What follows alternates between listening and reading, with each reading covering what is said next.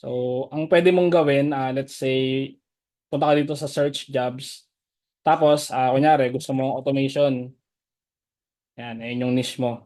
Tapos, lagyan mo ng www dot yung search mo. So, bakit may www dot? So, ang mangyayari kasi, yung ibang ano kasi, yung ibang client kasi is, inaano nila yung website nila.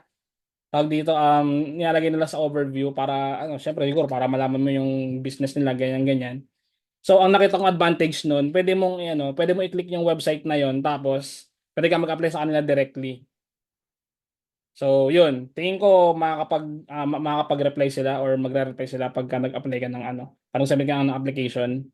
So, tingnan natin, for example, ito. Ito kasi hindi mga to yan, eh. Mga Calendly, MM. Tingnan natin dito. Kung meron. ChatGPT. Wala. Hanap tayo ng sample website. Ito, kunyari ito, 100hearts.com. So, for example, ayun yung link nila. So, click mo lang yan. Tapos siguro hahanapin mo yung ano rito. Siguro may link dito kung saan mag-a-apply. Yan, may ano sila, Shopify store.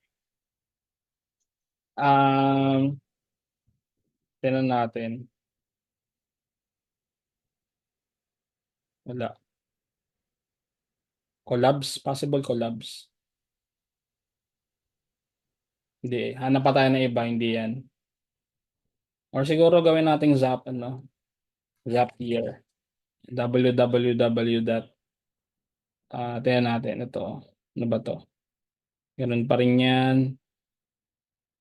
Ganun pa rin yan.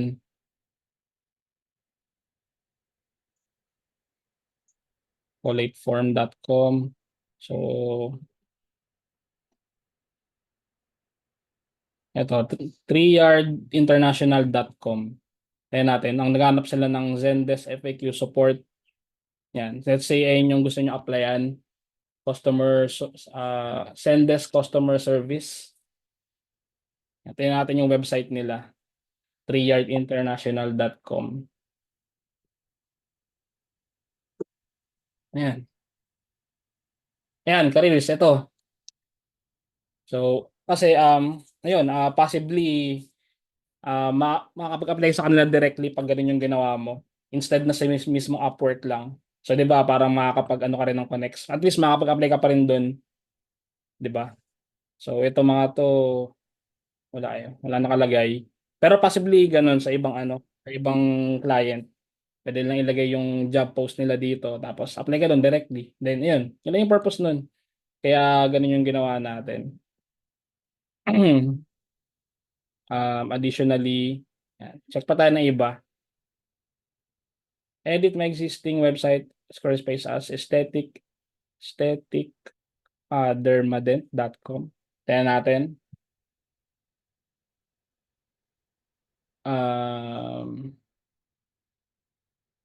Dentistry pala to. So, wala. About services, contact us. Tingin pa tayo ng iba. Ito.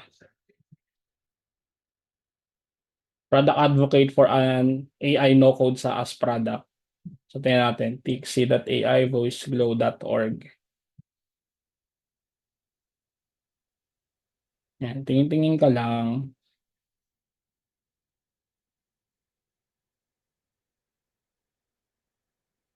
Tingnan natin dito.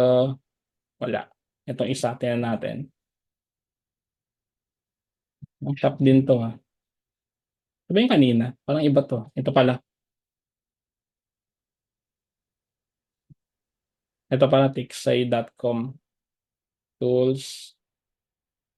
Yan, mga SaaS product. Hanapin nyo lang yung careers na page. So, iba wala. Yan.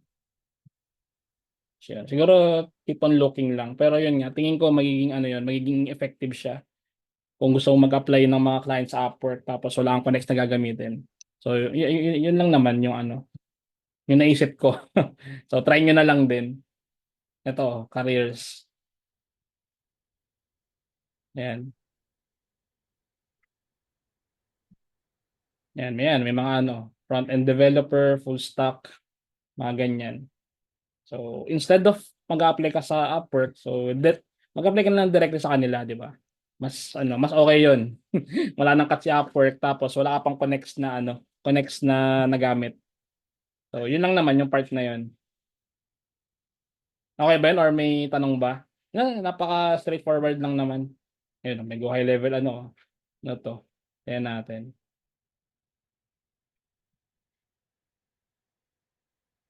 Nice. Si Ate Janet. Okay ba 'yun?